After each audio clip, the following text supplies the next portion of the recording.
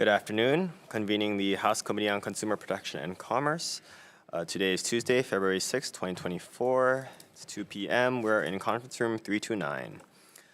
Okay, just a little housekeeping. We'll be limiting testimony to 2 minutes. When you do come to testify, please stand at the podium, no matter how long or short your testimony is, so that everyone can hear your comments. Anyone on Zoom, if you do have technical difficulties, please use the chat function to make sure that you could solve the issues with our staff here, and we'll be sure to get back to you if we can. Okay, first today on the agenda, we have HB 2554 relating to pharmacies. First to testify, we have James Skiwitsky from the Board of Pharmacy with comments. Thank you, Vice Chair, members of the committee. I'm James Skiwitsky, here from the Board of Pharmacy. We'll stand on our written testimony and here for any questions. Thank you. Okay, any other persons here to testify on this measure? Any on Zoom? Okay, seeing none, we do have written testimony with comments from the Alliance of Pharmacy Compounding and National Community Pharmacists Association. We have written testimony in support from 6 individuals.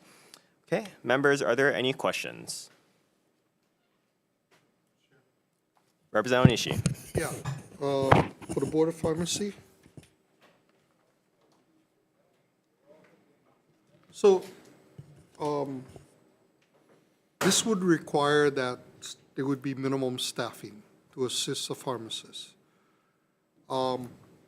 One of the testimonies we received was that if there isn't enough staffing, we should consider what the pharmacist would be capable of, or what kinds of services a pharmacist might be able to provide if there is no assistance. In other words, to help, I guess, with the service to the customers or to the patients, that maybe certain types of activities should be restricted if there's only a pharmacist available. What's your thought on that?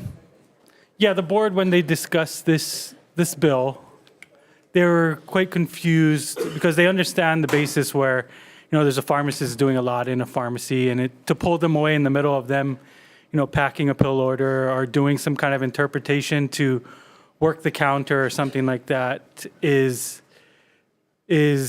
precarious. In regards to what kind of activities that we should exclude or include in this bill, it would be hard to tell. It really depends on the setting.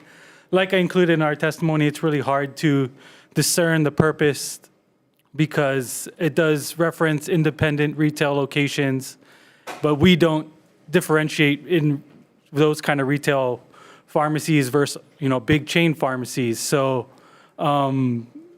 that's why the board wants a little bit more guidance and information on the purpose behind this bill, if possible. If stakeholders could reach out to the board or to me personally, they would love to be able to work with them and provide this kind of input, but it's hard for them to discern where this bill is coming from and its purpose. Well, does the board have addressed any concerns about staffing? No, I've heard no concerns related to staffing. We have seen this as a initiative in California that passed a similar bill, but that's the only other instance, and I had to go looking for it rather than anything coming to the board. Okay, thank you, Chair. Thank you. Members, any further questions? Seeing none, we'll be moving on to HB 2411 relating to health. First to testify on this measure, we have Blake Oshiro from the Office of the Governor in support. Good afternoon, Representatives. Blake Oshiro, Senior Advisor for the Governor.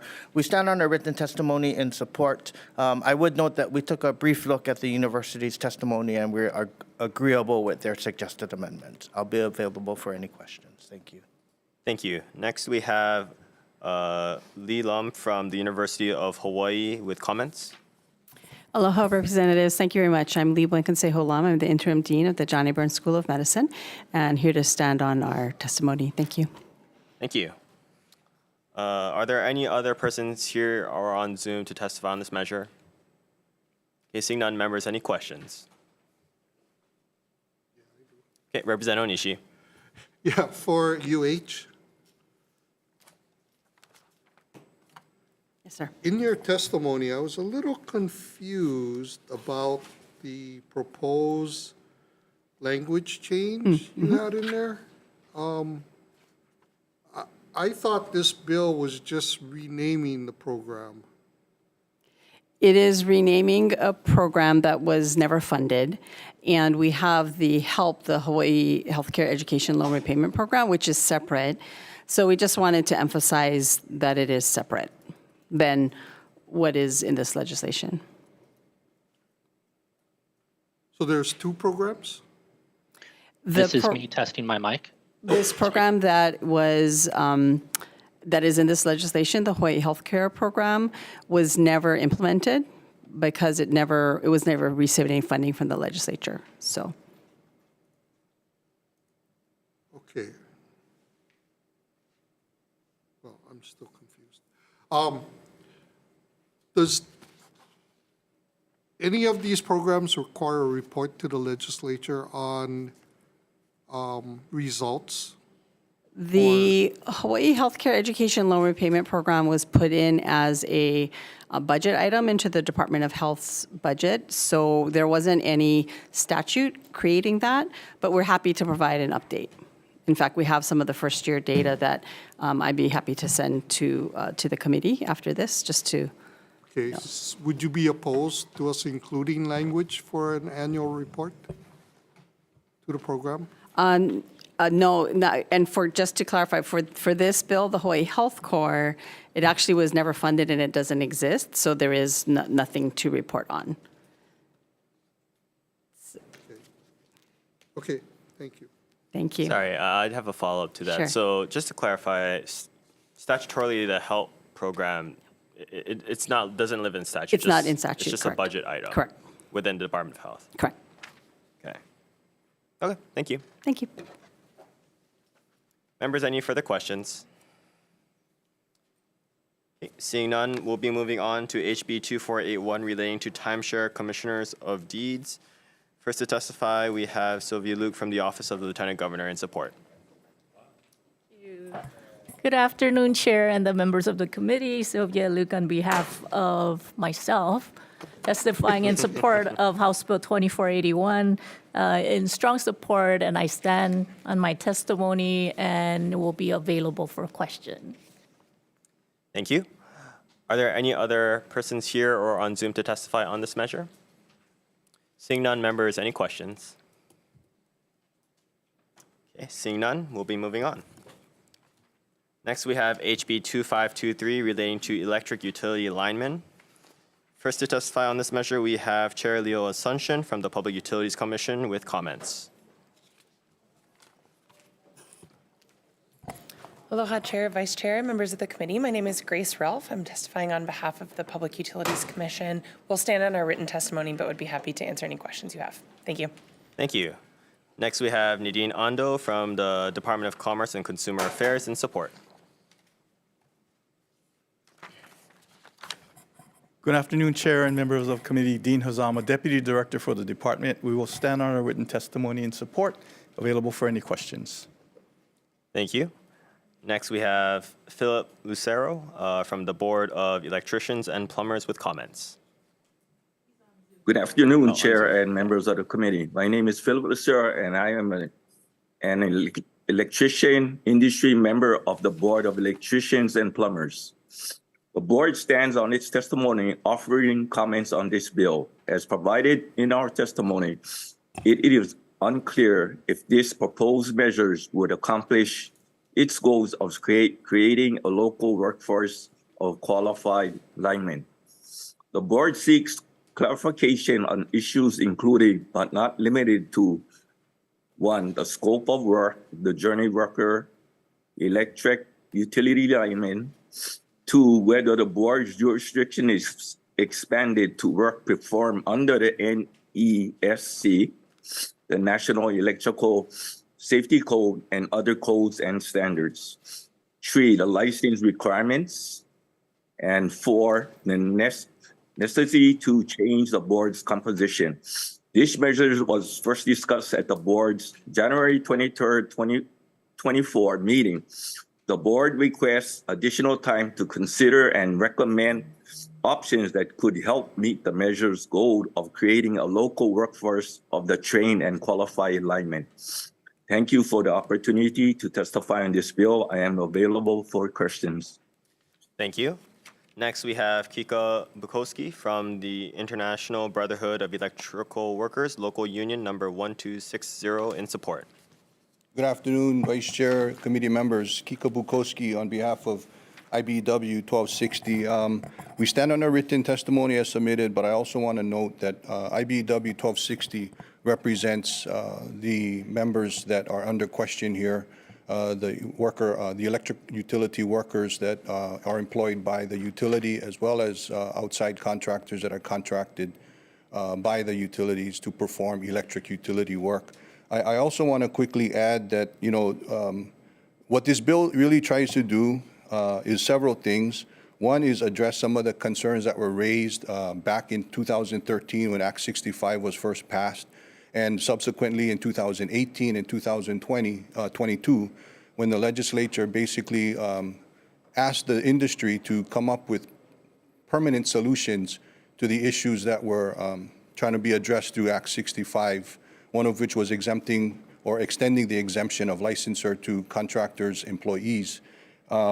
Secondly, it supports minimum standards, which in turn improves safety, which is pretty much our primary objective here, is to improve and ensure the safety of not just the public at large, but of our utility workers themselves who are actually performing this work.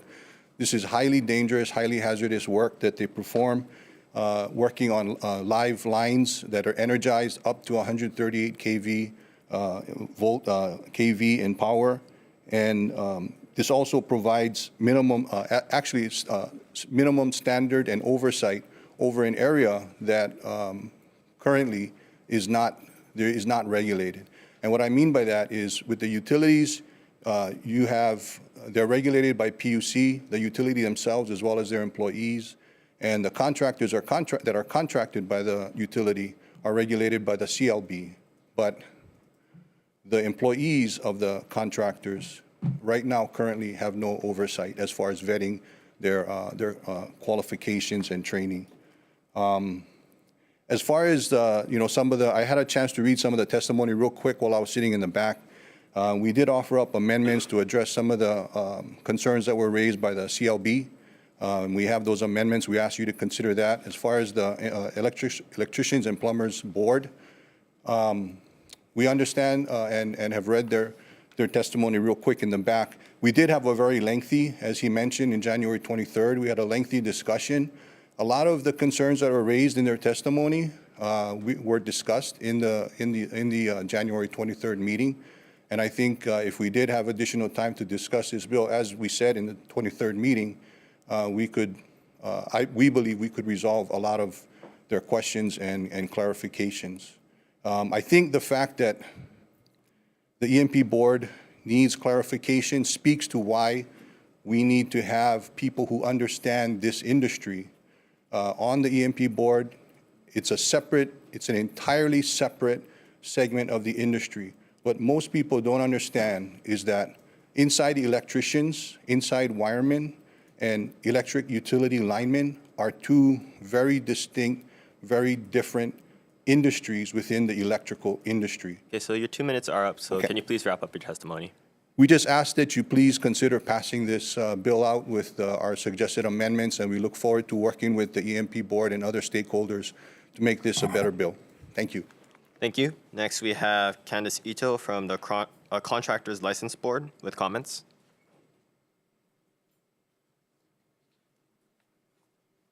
Aloha, Vice Chair Sayama and members of the committee. The contractors, I'm Candace Ito. I'm the executive officer testifying for our board chair, Nia Rita, who couldn't make it today. The board is asking for amendments to section 4449.5 as stated in our testimony, and we are requesting these changes to ensure that the electricians and plumbers wear their license on their person while on the job site and not only when they're actually performing electrical and plumbing work on the job site. Thank you. Okay. Are there any other persons here or on Zoom to testify on this measure? Representative Hawai'i Electric stands on its testimony and support. Thank you. Okay, we have written testimony in support from plumbers, AFL-CIO, Operating Engineers Local 3, Hawai'i Electric. We have written testimony in opposition from IBEW Local Union 1186, and written testimony with comments from Kauai Island Utility Cooperative. Members, are there any questions? Please go ahead. Thank you, Chair. I have a question for IBEW, please.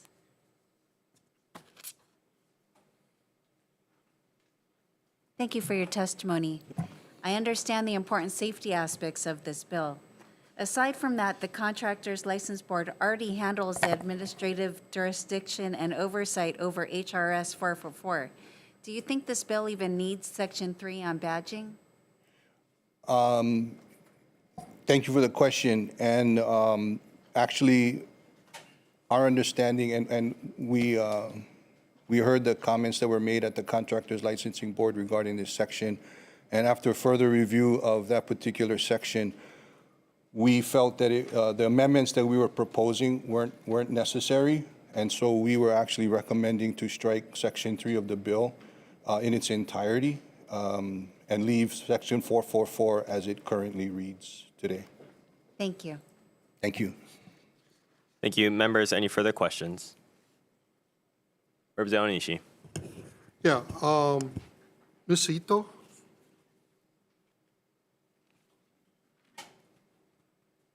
So you just heard the discussion, right?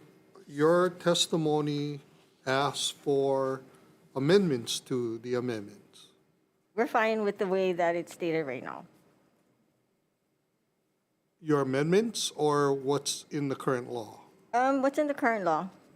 Okay, because it would seem like your testimony wants to further clarify what's in the law, that a person on the job has to wear their license tag the entire time. Yes.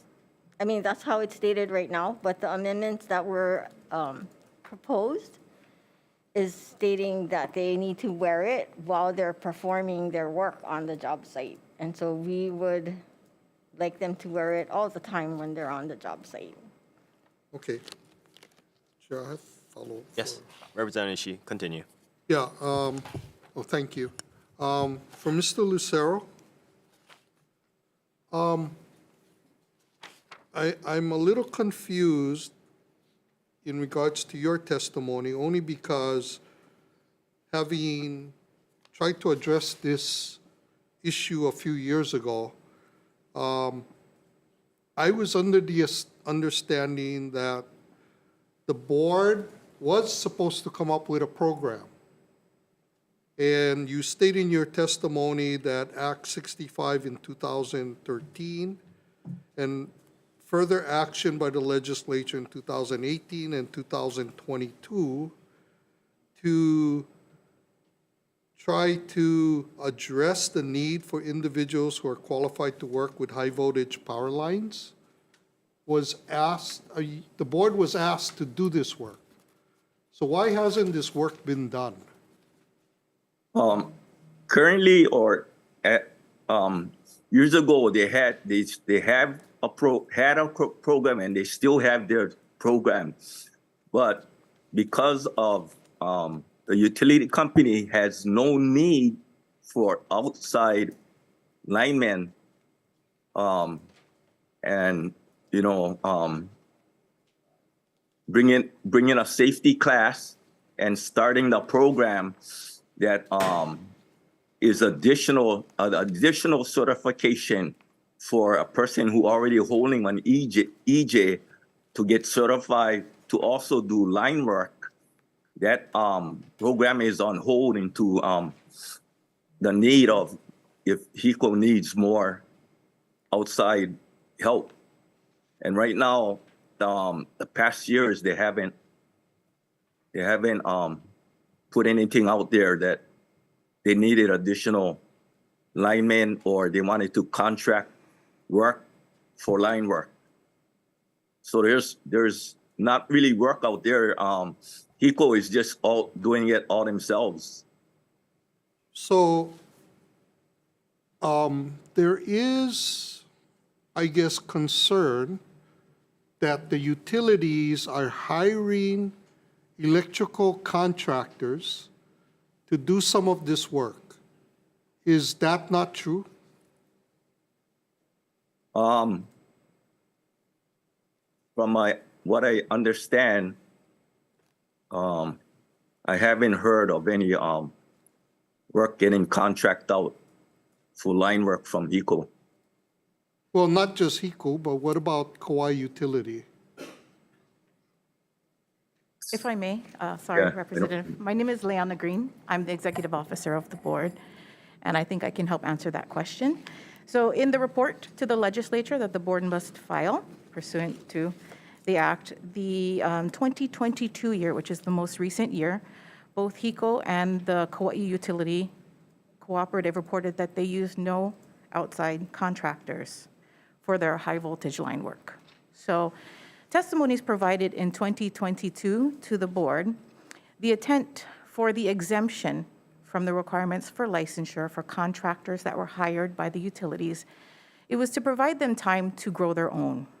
HECO had testified on that matter, saying that they were in the process of hiring individuals. They had stated that they were in the process of hiring 25 senior helper positions because there was no local bench. When HECO contacted 1260, there were no qualified individuals on the bench for them to use. So they're trying to grow their own to develop their workforce. In the report to the board this year, they reported on 22 that they didn't use any contractors for their line work. And you can see in the report from the board that the Department of Labor and Industrial Relations has reported that as of September 2023, Hawai'i Electric does have 20 individuals enrolled in their apprenticeship program, their lineman apprenticeship program. Maui Electric has 11 individuals in their lineman apprenticeship program. Hawaii Electric Light Company has 15 individuals enrolled in their apprenticeship lineman program. And the Kauai Island Utility Cooperative has 6 individuals enrolled in their apprenticeship. So that was the intent of the exemptions that kept going forward, was that it would give them time to grow their workforce to fulfill the requirements. And it appears that they're getting to that state where they use no outside contractors for this work in the 2022 year, if that helps. Okay, well, I mean, in the legislation before, it was to require all linemen to be licensed and to get rid of the exemption. The Is my exemption understanding. would remain. So in the exemption for contractors hired by the utility would be repealed, but it would remain for the employees of the utility. They would still be exempt from the requirements of licensure. Okay, so why was that bill necessary if they weren't contracting out any work? At one time they were, but they needed time to grow their workforce.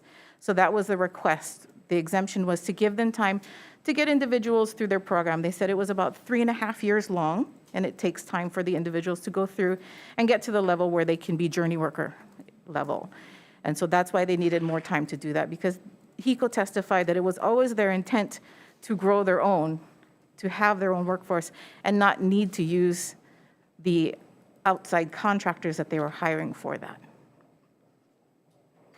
Okay, so is it the position of the board now that this is not necessary? The board, what is not necessary? The exemption? This bill? Or this bill? Right now, the board has many questions to be able to determine if it actually meets its goal of creating a local workforce, right? So they had so many questions, they couldn't tell you yes or no if this was good or not. So they need time to discuss with industry stakeholders to see if there were. I don't understand. If there is no work being contracted out, then why would we want you guys to create a workforce development program for no work when the utilities are doing it themselves? That's a good question. The board was not, that's- the board I was mean- not tasked with doing anything. To answer your question from earlier, the board was not tasked with resolving the issue. The request for the exemption did not come from the board. The board provided their opinion on the matter, but Well, the board has been tasked in the past with addressing the need for individuals to be qualified for high-voltage power line work. the board was not, to my understanding, was not tasked with determining how to fix that issue. The board didn't request the exemption from the requirements of licensure for contractors hired by the utilities. Okay, well, thank you, Chair. Thank you. Yes, Representative A Amato. follow-up for IBEW, please.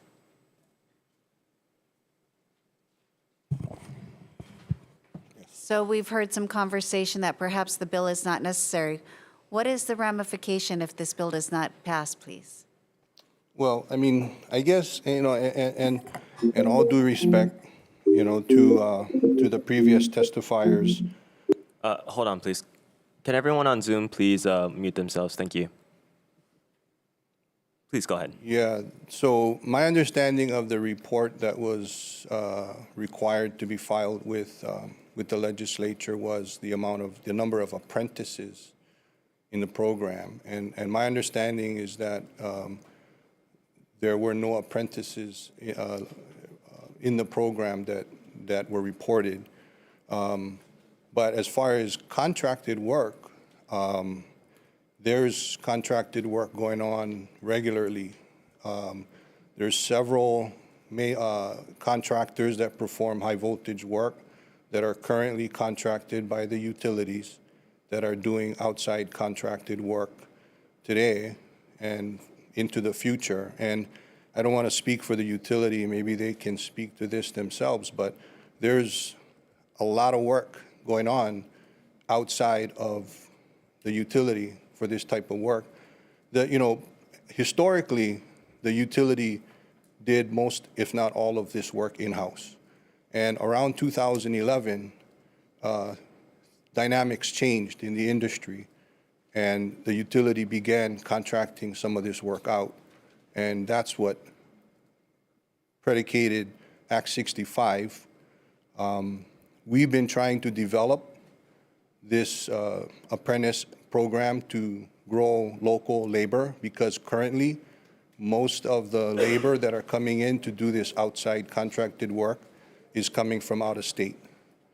And to answer your question, if this bill didn't pass, what would happen in 2027 when Act 65 sunsets and the parameters that were in place because of, I believe, the last extension in 2022 actually provided some oversight by, I believe, either PUC or the contractor themselves. That would all disappear in 2027. So we would have a segment of this industry that is performing electric utility, high voltage work, primarily from out of state, that are not vetted, that are not required to meet any minimum standards. And what we're trying to do is create some standards so that we can ensure that the work that's being performed in Hawaii is not just safe for the public, but safe for our utility workers.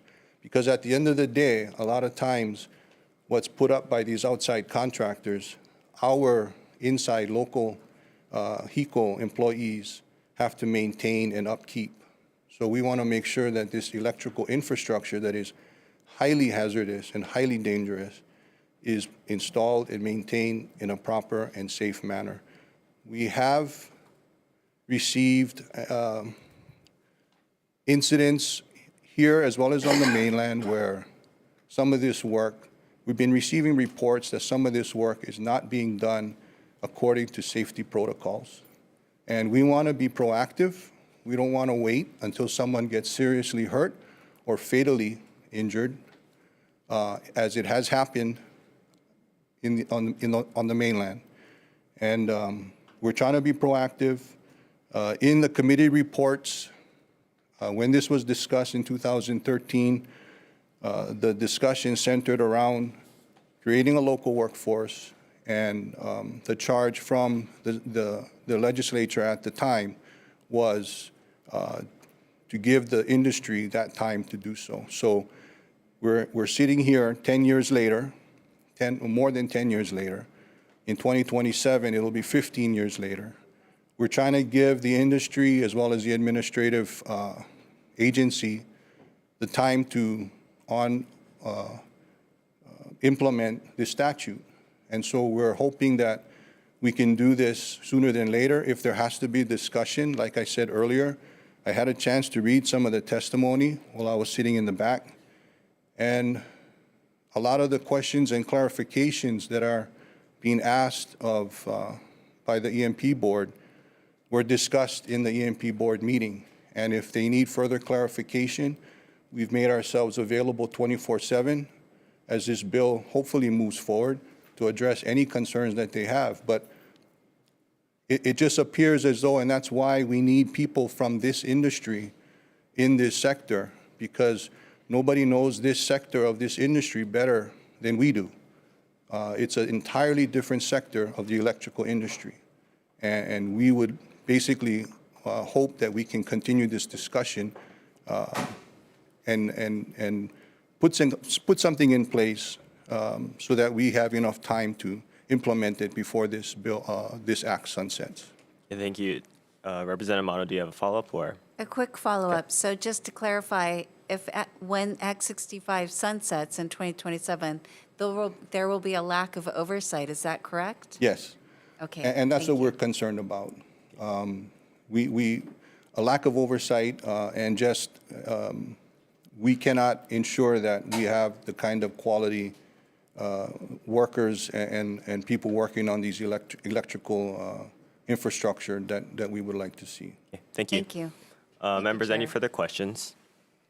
Okay, actually, go ahead. Real quick. Yes. For Hawaiian Electric,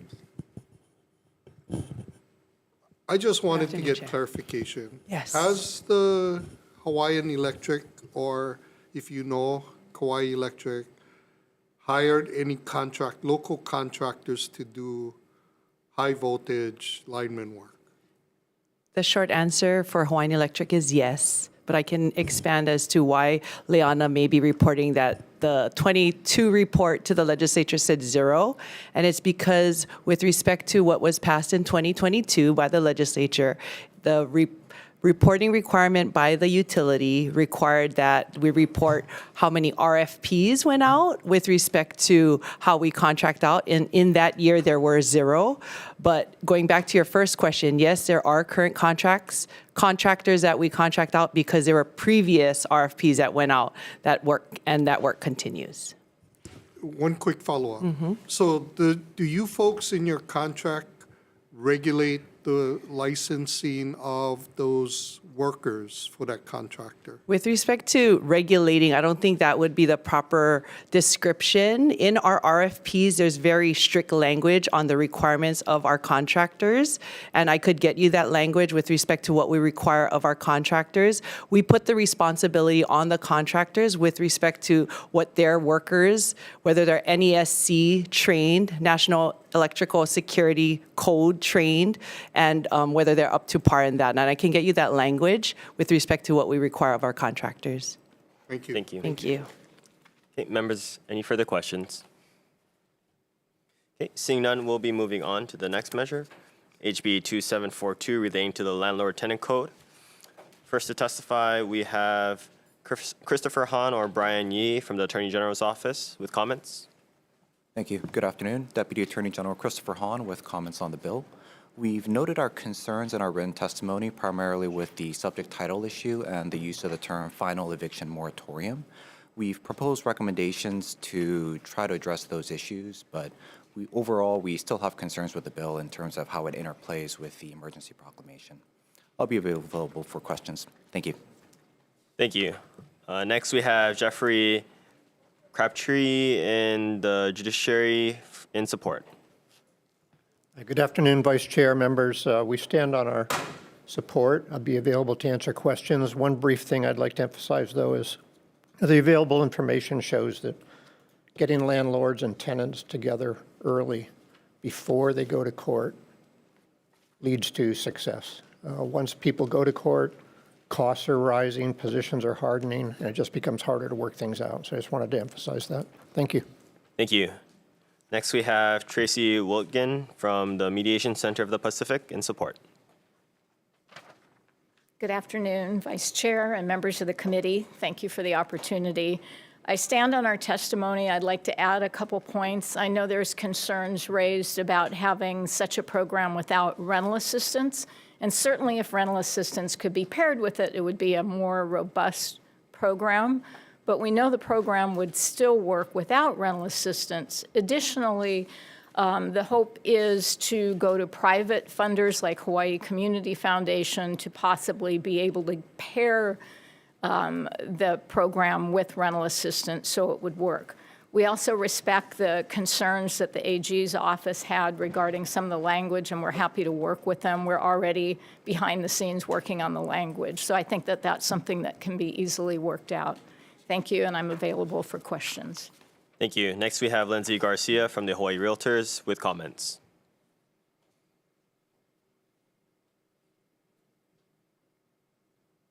Aloha, Vice Chair and members of the committee. My name is Lindsay Garcia from Hawaii Realtors. We appreciate the intent of this measure and support peaceful and expeditious mediation coupled with rent relief to aid struggling tenants. This bill is specific to evictions related to failure to pay rent. Emergency rent relief was key to the previous eviction mediation pilot that ran during the pandemic. We believe without emergency rent relief, the mediation process alone may not help tenants who are specifically struggling to pay rent. Thank you. Thank you. Are there any other persons here or on Zoom to testify on this measure? Okay, seeing none, members, we have written testimony in support from Ku'ikahi Mediation Center, Maui Mediation Services of Maui, and Mediation Services of Maui as well. Members, any questions? Representative Pierre. Thank you. This question is for Hawaii Realtors.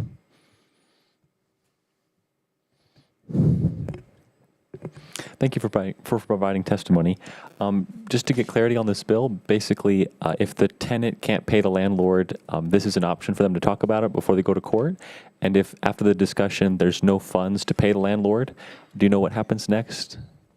Well, there certainly is merit in mediation, as was previously mentioned, but as I stated, this program is specific to eviction related to failure to pay rent. So without a rental assistance, it may just end up in the same spot in the end, notwithstanding any other issues that could be worked out. So the conversation might look like, hey, landlord, I can't pay the rent. And the landlord says, I understand that. And then the conversation dies there. I understand. We are not part of the mediation process itself, so maybe the mediators may be able to give more specifics on how that goes. We do support the intent of mediation. We believe that pre-litigation mediation has its merits and is very important. But like I said, this program is specific to eviction for failure to pay rent, and without that assistance, it may not have the intended effect that we hope it will have. Thank you. I have another question for the mediation group. Thank you for providing testimony. Would you be able to provide more clarity on the previous questions? Sure. I think, so you're talking to the Mediation Center of the Pacific. I always believe that there's value in coming to the table to attempt to negotiate. But beyond just seeing that every day, in Act 57, when that program went into effect, because they were required to go to mediation, There were nearly, I don't have the exact number in front of me, but it was over 1,200 tenants and landlords that were able to negotiate agreements, and they were payment plans. And it was also about the landlord hearing through the mediator from the tenant that, I'm not trying to cheat you, that I really am working on trying to get a better job or get more pay or rely on my family. And vice versa, the tenant hearing that the landlord isn't a bad person, so trying to work together. At times, granted, and mediators do hard reality tests, sometimes by asking tough questions, maybe they can come up with a partial payment plan, but can they really keep paying the rent moving forward? And if they can't, then they negotiate, well, what kind of payment plan, what can the landlord get back, and how much time does a tenant need to move to find another place? So again, not ideal, but at least they're ending that relationship with dignity, and the tenant has enough time to find another place to live, and it gives the landlord a chance to plan on re-renting and cleaning up their place if need be. So there is still value in that. Thank you. Would this put the landlord in a bad place? Let's say he needs to make the payments on his mortgage and then the renter can't pay it. Is this mediation just prolonging the landlord getting his needed rent to pay the mortgage? Sure. And that's the concern of landlords, certainly. I mean, if they're in a situation where a tenant hasn't been paying at all and is hugely in debt and hasn't done anything to move forward, then it has delayed the landlord's opportunity and their ability to pay their own bills. So, but in majority of the situations that we saw, that wasn't the case, but it could happen. I mean, that is a reality of it. Thank you. Mm-hmm. Thank you. Members, any further questions? Okay. Actually, I do have a question for the Attorney General's office. So in your numerous recommendations for amendments for this measure, you also noted the ambiguity of the phrase final eviction moratorium. Yes. I was curious because you didn't provide necessarily a sample definition if the Attorney General's office had some kind of idea of what definition could be applied to this phrase. I'm afraid we weren't able to come up with a definition in the interest of time, but we're happy to work with the committee if the committee is interested in pursuing a definition. Okay, thank you. Okay, members, any further questions? Seeing none, we'll be moving on to the next measure, HB 2313 relating to condominiums. First to testify, I don't think we have any persons here to testify on this measure, but we do have written testimony in support from Palihua Townhouse Association and an individual. We have written testimony in opposition from Hawaii First Reality and comments from an individual. Again, are there any persons here to testify on this measure? Okay. Seeing none, we'll be moving on to HB 2286 relating to condominium associations. First to testify on this measure, we have Philip Nerney from CAI in opposition. Thank you, Chair, Vice Chair, and committee members. My name is Phil Nerney. I chair the Legislative Action Committee for the Community Associations Institute, which opposes this bill because it would be entirely destructive of the opportunity to conduct legitimate enforcement.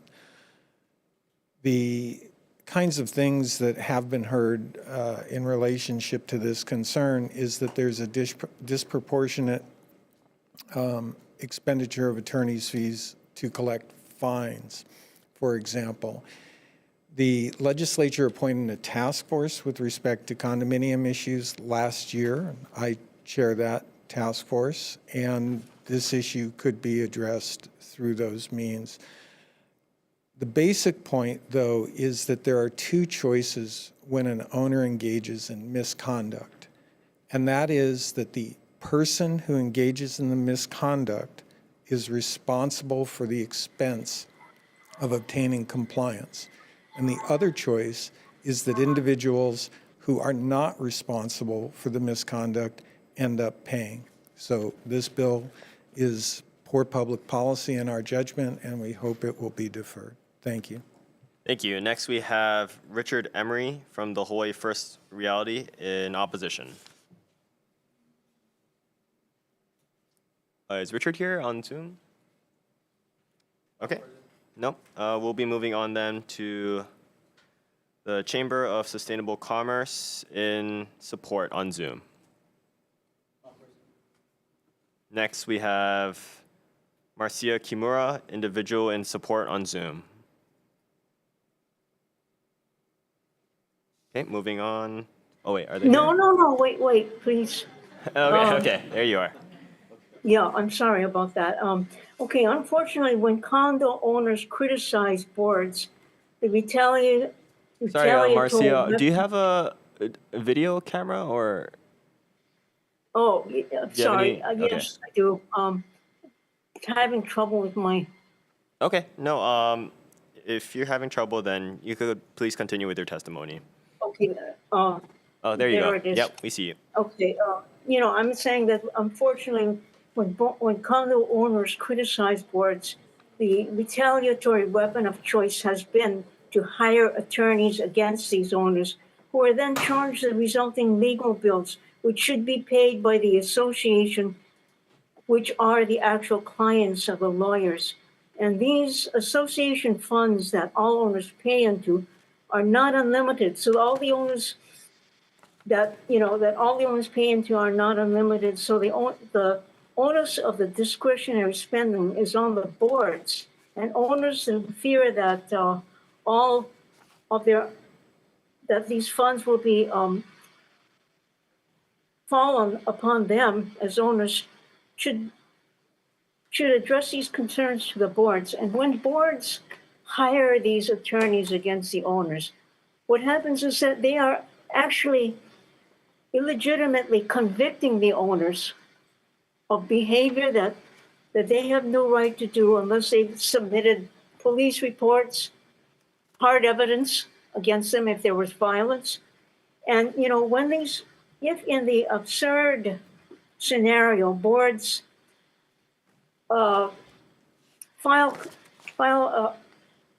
sue these owners because they've retaliated against the owners and the owners prevail, it doesn't always end up in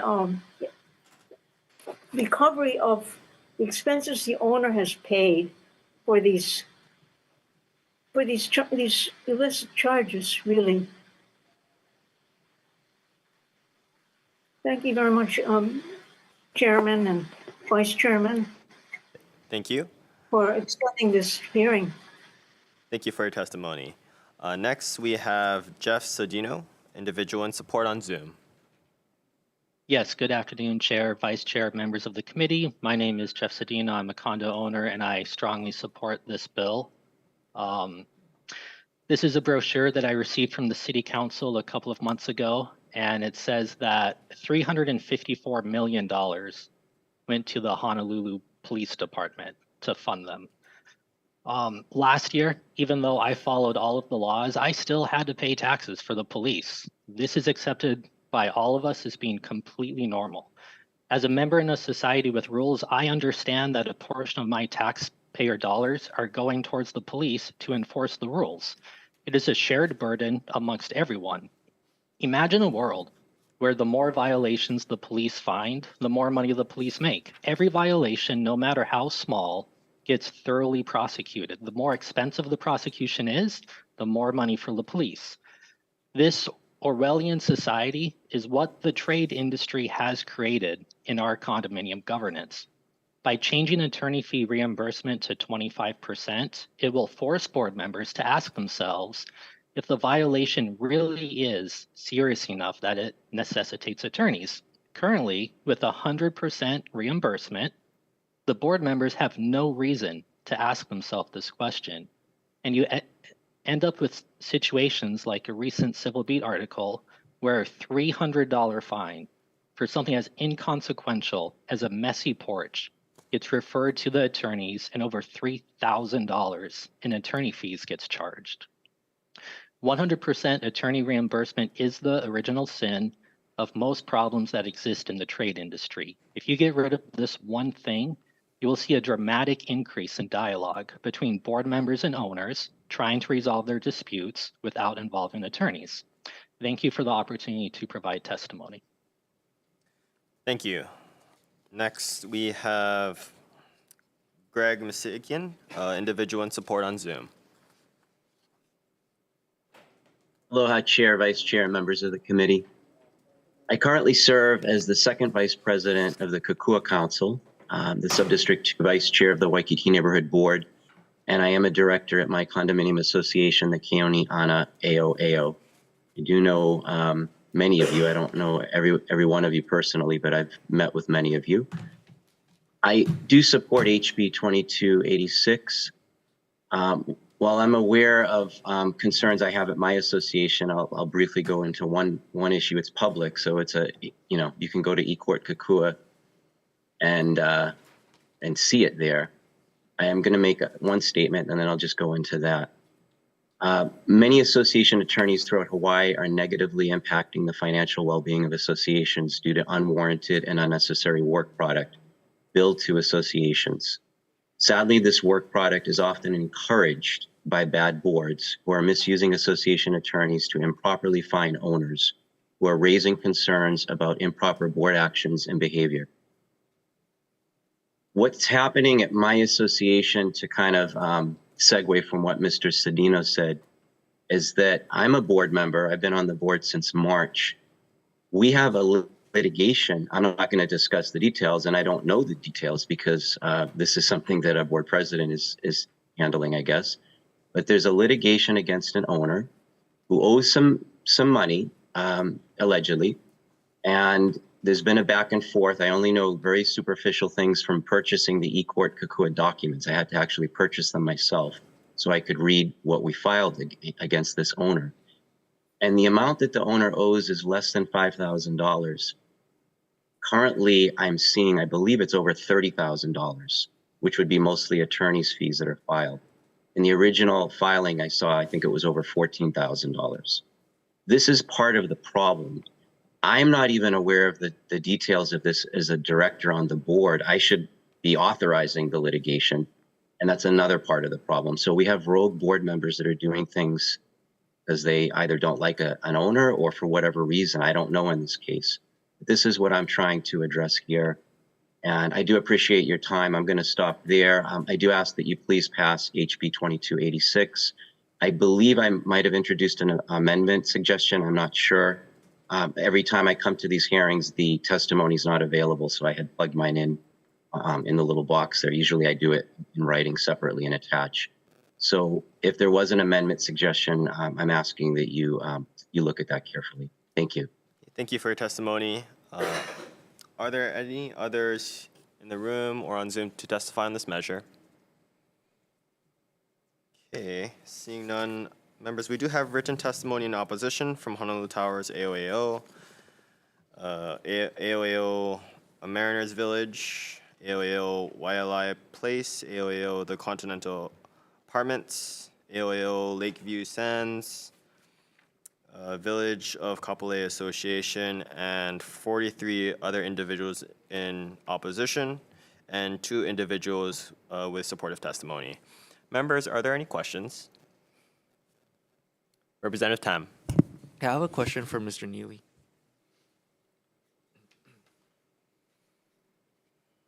Yes, sir. Yeah, one of the testifiers made a really good point about, them paying taxes for like services that they don't normally use. How do you respond to something like that? Because that is a really good point. Sure, we don't want to make sure that innocent neighbors pay for the expense of a bad actor, but additionally, we don't want the other side to be burdened with fees and fees and fees that could go over the amount of the intended damages. So how do you respond to something like that? I understand the concern. And basically what you have is a zero-sum budgeting process. And if what the board has to do is now add into its budgeting some level of attorney's fees for expected misconduct, that is a burden on consumers. One of the things that the legislature has done from time to time is do things like propose resolutions to suggest that maintenance fees be kept down or reduced. The dynamic tension between owners who have their own budgets, their own bills to pay, and an association that does zero-sum budgeting doesn't allow for that kind of analogy about paying for a police force. These are private organizations, and they are enabled by the legislature to provide housing and services to a significant portion of the population. And if they cannot run them, if they cannot conduct enforcement, and if they cannot assign the cost of that enforcement to the individual who causes it. And by the way, everyone, there's this aura of nobody can recover if they win. Winner gets fees. So if there are valid claims, there is recovery by the owner. The obligations are mutual and reciprocal. So my point is, I've heard that testimony. I don't agree that it's a valid comparison in a private condominium association relative to taxes for the entire community. Okay, so follow-up question, please. What happens if an association loses the case? Do they bear the fees, or the fees still go on to the person that won the case? If something's litigated, it's loser pays. So an association, if it prevails, meaning it went to court and had an adjudication in its favor, it could seek an award of attorney's fees and costs from a judge who has discretion as to whether and to what extent to award those fees and costs. Similarly, if the owner prevails, the owner has the same opportunity to recover. One more question, I'm sorry. Yeah, please go ahead. But, we started a lot of concerns about frivolous lawsuits out there and the idea of retaliation. Is there protections in place right now that if an individual does feel like they are being, retaliated against, can they seek some kind of mediation or something? 514B191 is an anti-retaliation provision in existing law. I'm sorry to digress. I've already been on the Senate side this morning and heard a lot of similar stuff. There certainly are remedies in the law, but I also chair the task force that the legislature appointed last year, and these are issues that we can work on.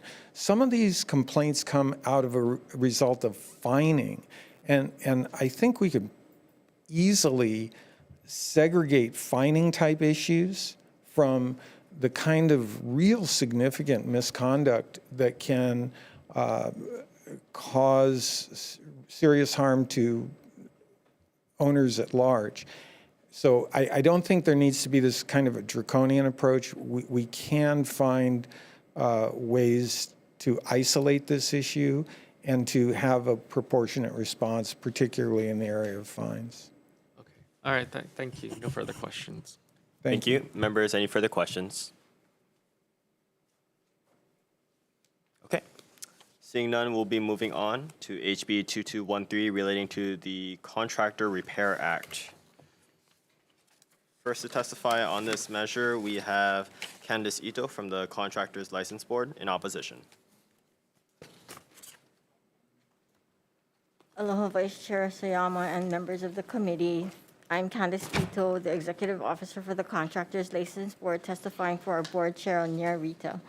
The board is in opposition to this bill because it seems to take away the claimant's ability to receive fair compensation by limiting their recovery. And it says, if the claimant unreasonably rejects the proposal of the contractor. So the term unreasonably is vague and should be clarified in the interest of both the claimant and the contractor. And this bill further goes to mandate that the court is required to deny the claimant an award of attorney fees and costs, even if the claimant is the prevailing party. However, the contractor is still entitled to award of attorney fees and costs incurred. Thank you. Thank you. Next to testify on this measure, we have Annie Macapagal from the American Property Casualty Insurance Association in support. Aloha, Chair, Vice Chair, members of the committee, Annie Macapagal on behalf of American Property Casualty Insurance Association, in support of the measure. The stronger language in the bill will help alleviate the current litigious construction environment, which reduces the availability and affordability of insurance. Mahalo. Thank you. Promise I'll get your name right next time. Okay.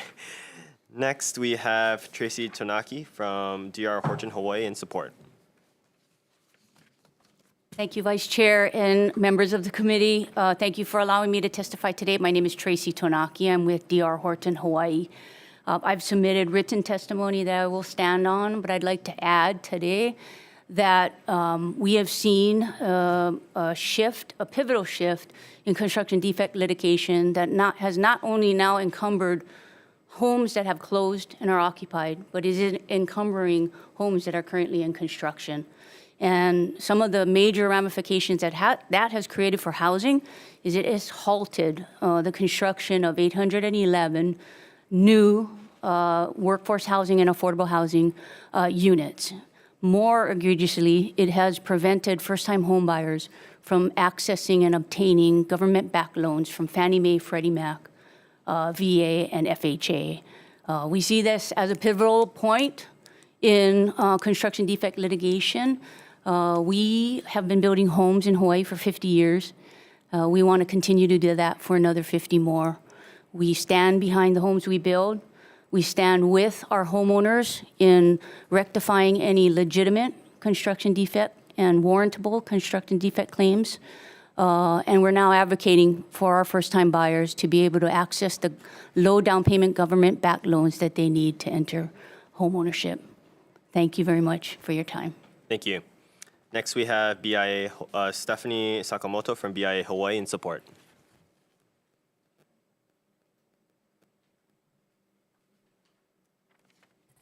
Aloha, Vice Chair and Committee. I'm replacing Stephanie. I am Roseanne Freitas, the CEO of BIA Hawaii. We are in favor of this bill, HB 2213, and relating to the Contractor Repair Act. The proposed amendments will require claimants to provide actual evidence of the nature and cause of the construction defect and limit the amount a claimant can recover if they unreasonably reject a contractor's proposal to inspect or to offer a remedy. These changes are crucial for fostering a fair, transparent, and efficient process for homeowners and contractors in addressing construction defects. The amendments also help curb unnecessary and protracted lawsuits that have increased insurance costs on new construction of much-needed housing. As we previously heard, it is impacting those first-time homebuyers who are seeking to get that FHA, VA, Fannie Mae, and Freddie Mac loans. In conclusion, I urge you to support and pass this legislation to enhance the fairness and efficiency of Hawaii's construction defect resolution process. HB 2214 represents a thoughtful and balanced approach to more effectively addressing construction defects in housing, which in turn helps address Hawaii's housing crisis. These amendments promote early resolution, clarity in communication, and the submission of actual evidence, ultimately benefiting and protecting both homeowners and contractors. Thank you for your consideration. Thank you. Next, we have Debbie Lunin from Gentry Homes in support. Oh, yeah. Oh, okay. Thank you. Very well. We have next Kenneth Costin from the Costin Turner Thompson booth in opposition. Mr. Chair, members of the committee, thank you for hearing us.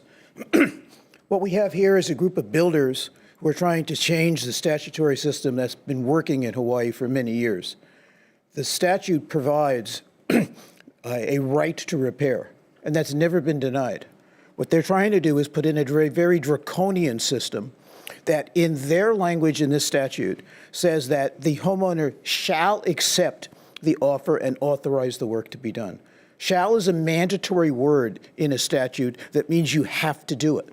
So what they're trying to do is shift the entire process, that once a notice of claim is made, the builder gets to come in and says, here's my offer. They want you to put in the law of this state, you shall accept my offer. And then they say, and if you unreasonably reject it, we, the builder, get attorney's fees against the homeowners. So Horton wants fees against its very clients. That's what they're telling you here. They haven't provided any evidence or support for how this has impacted homes. In fact, they're continuing to build homes on all of the islands here. They forget to mention to this committee that they're a defendant in a 4,500 home class action that's been certified by the Circuit Court. They forget to mention they're a defendant in another 2,000 home case certified as a class action by the Circuit Court. Gentry Homes forgets to mention that they are the entity that lost the largest construction defect case in this state concerning whether or not homes should be safe for foundations. That case eventually settled, and 2,514 homes were fixed with construction defect money. If this bill had been in effect and it said they shall accept the offer, and the offer was just paint over the straps and we'll call it a day, those homes would be dangerous today. So they're trying to change a statute that's not broken, trying to put in provisions that make it impossible for homeowners to recover, and change the stakes to what is unreasonable. They don't define it. And it is unreasonable to suggest that a claimant has to accept the offer they make. That's not what the Right to Repair Act is. They have a right Mr. to Costa, repair. your 2 minutes are up. Can you please wrap up your testimony? Yeah. Thank so you. I think and we hear today that the insurance has become more expensive. No support for that whatsoever. We hear that it's impacted workforce housing. No support for that whatsoever. So we have a statute. There's no reason to be changing it. Thank you. Thank you. Next, we have Chris Delaunay from the Pacific Resource Partnership in support. Are they on Zoom? Okay. Seeing none, members, we do have written testimony. Please bear with me as I go down the list.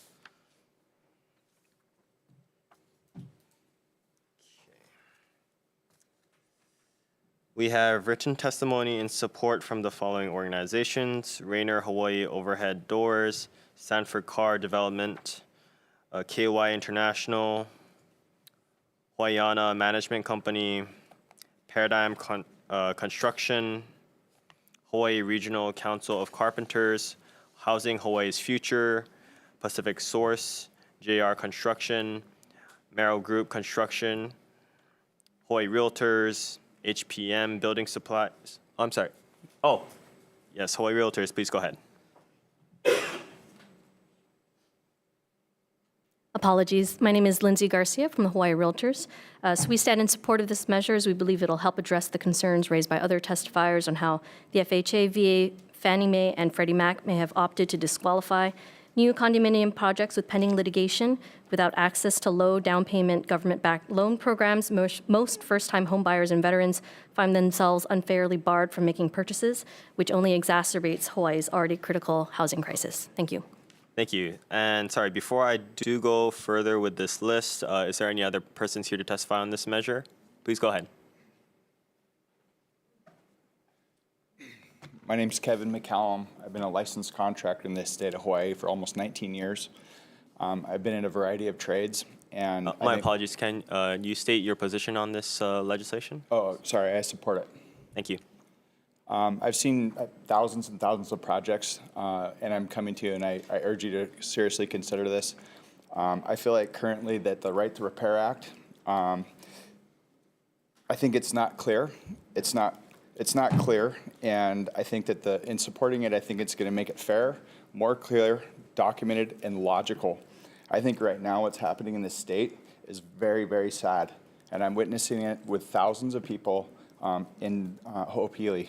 I feel like there's lawyers that are exploiting the current language, and I think you guys need to seriously look at it because thousands of jobs are going to be lost next month because of this. Thank you. Thank you. Any other persons here to testify on this measure? Seeing none, members again, going down this list, organizations in support of this measure, HPM Building Supply, Gray, Hong, Nojima, and Associates, Reef Development of Hawaii, KY International, Foundations Building Material, Ali'i Grass and Metals, Inc., Geolabs, Trudor Hawaii, Hawaii LECET, Royal Contracting Company, General Contractors Association of Hawaii, Foundations Hawaii, Cultured Marble, RM Towil Corporation, Ke'ea Aumoku Development, RM Nakamura Plumbing and Mechanical Contractors, Operating Engineers Local 3, Newport Pacific Cabinets, Foundation Building Materials, Fred Lau Hawaiian Landscape Company, TNH Plumbing, Castle and Cook Hawaii, Foundation Building Materials, Hawaii Home Ownership Center, Fred Lau Hawaiian Landscape Company, Commercial Sheet Metal Company, Birding Whale LLP, Aeon Risk Service Inc. of Hawaii, Jade Painting, and 4 individuals in support. For testimony in opposition, we have a single individual. And yes, I think we heard from Birding Whale. Oh, sorry, my apologies. I previously said Birding Whale was in support, they're in opposition. Okay, and I believe that's it. So members, any questions?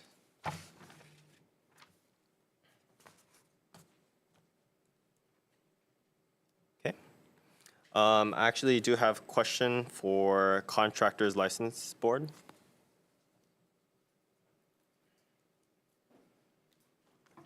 Okay, so for your position, you kind of reference, and it's referenced multiple times throughout everyone's testimony, the Contractor Repair Act.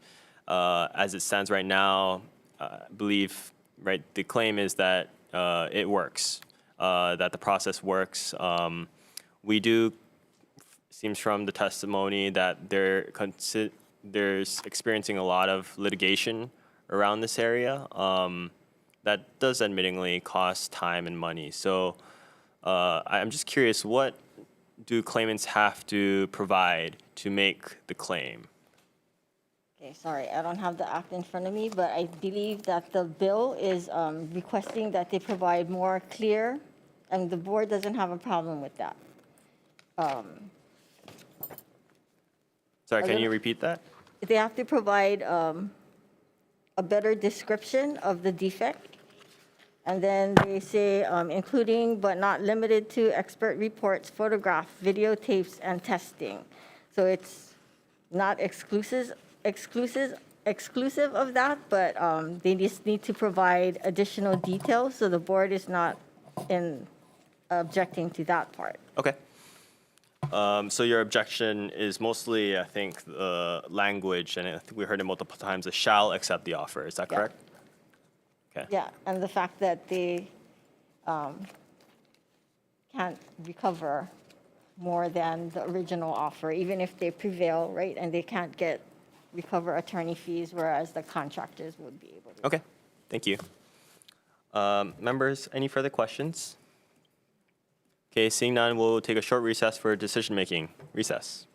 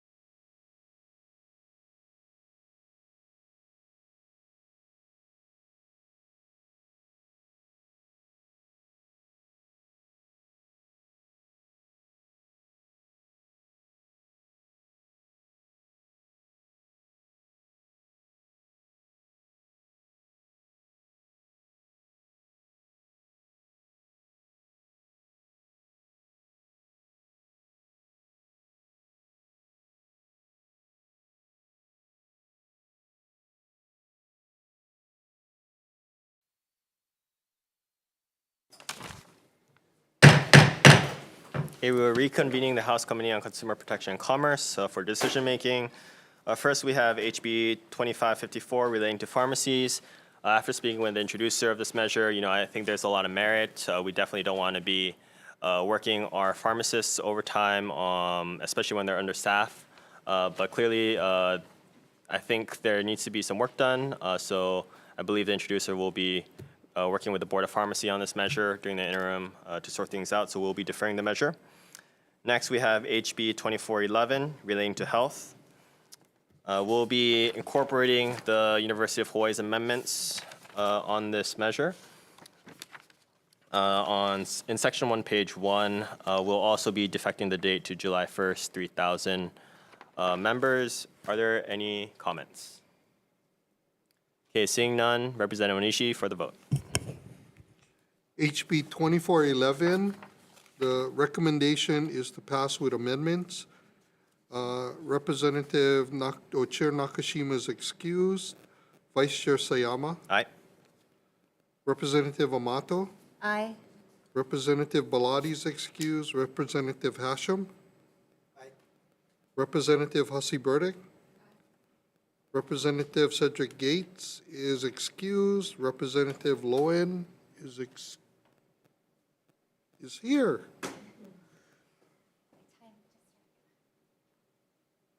Representative Lowen for your vote on. Aye. Okay. Thank you. Representative Onishi votes aye. Representative Tam? Tam? Representative Tam? Tam? Aye. Representative Perry? Chair, your representative's adopted. Your recommendation is adopted. Thank you, members. Moving on, we have HB 2481 relating to timeshare commissioners of deeds. For this, we'll be putting a defective date of July 1st, 3000, and passing it with amendments. Members, any comments on this measure?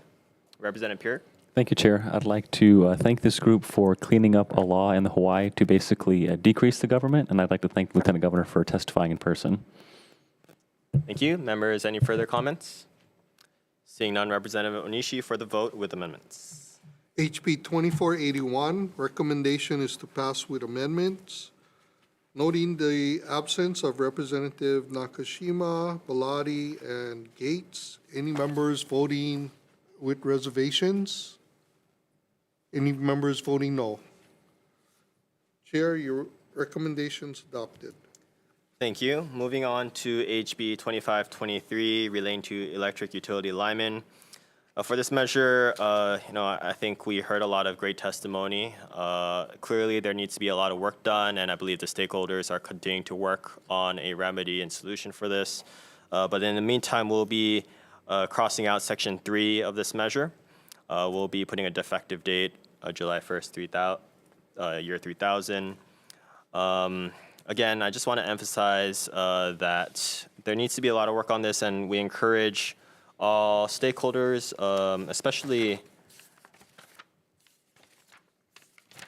the Board of Electricians and Plumbers, to work with the unions and, of course, the utilities to make sure that we do have a program in place long term.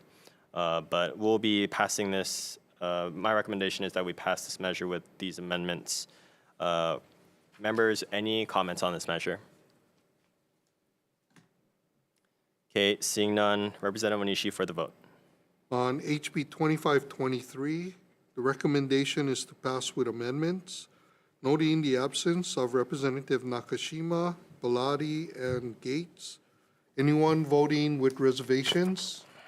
Any members voting no? Chair, your recommendation's adopted. Thank you. Next, we have HB 2742 relating to the Landlord-Tenant Code. This measure has, a lot of merits, and we definitely encourage and see the merits of this mediation process. However, as the AG's testimony has stated, I think there is some ambiguities right now with regards to a definition for the phrase final eviction moratorium. So I'd like to work with the AG's office to clarify this definition. So we'll be deferring this decision making till Tuesday. With that, we'll be moving on to HB 2313 relating to condominiums. I'd like to keep this measure going. We'll just be defecting the date to July 1st, 3000. Members, are there any comments? Okay, seeing none, Representative Onishi for the vote. Okay, on House Bill 2313, recommendation is to pass with amendments, noting the absence of Representatives Nakashima, Belatti, and Gates. Any members voting with reservations? Any members voting no? Chair, your recommendation's adopted. Thank you. Next, we have HB 2286 relating to condominium associations. Again, I think we see a lot of merit in the discussion of, finding a remedy to some of these case-by-case situations that we continue to see and hear about in the media and the community. However, we do have a task force established specifically to address these concerns, and we will be waiting on the task force's recommendations and research to find a fix for this issue on condominium association governance. So I will be deferring this measure. Thank you, and I will be moving on to HB 2213 relating to the Contract Repair Act. I will be amending this measure on page, on page 7, line 16, we'll be deleting the word shall and replacing it with may. On line 18, we'll be adding or deny the offer. The phrase or deny the offer after the parenthesis, three parentheses. We'll also be making technical amendments for clarity, consistency, and style, and be defecting the date July 1st, 3000. Members, are there any comments on this measure? Seeing none, Representative Onishi for the vote. On HB 2213, recommendation is to pass with amendments, noting the absence of Representatives Nakashima, Belatti, and Gates. Any members voting with reservation? Any members voting no? Chair, your recommendation's adopted. Thank you, members. We'll also be taking a decision-making on previous measure, HB 1573, relating to consumer protections. After speaking with the introducer, I believe they will be working with community stakeholders to address the issues that were raised in the testimony. So with that, members, we'll be ending this committee hearing. Thank you. I'm sorry. Yes, we will be deferring the measure before we end. Okay, we will be deferring HB 1573. Thank you.